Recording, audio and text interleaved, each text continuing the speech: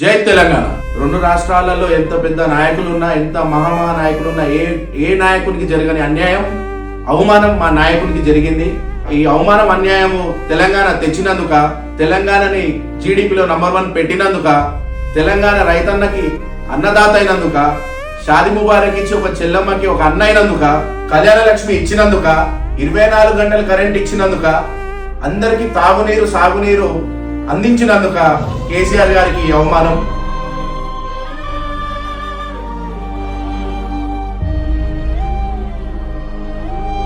ఖబర్దార్ రేవంత్ రెడ్డి, రాత్రి 10:30కు పోయి నోటీసులు పెట్టించాల్సిన దౌర్భాగ్య పరిస్థితి ఈ ప్రభుత్వాన్ని. అంటే ఫస్ట్ నీ 6 గ్యారెంటీలు ఏమైనా చెప్పకుండా ఈ 420 కథలు చేస్తే ఎల్లకాలం నువ్వే ప్రభుత్వం ఉంటాను అనుకుంటున్నావేమో, అది పొరపాటు. ప్రజాస్వామ్యం చాలా గొప్పది.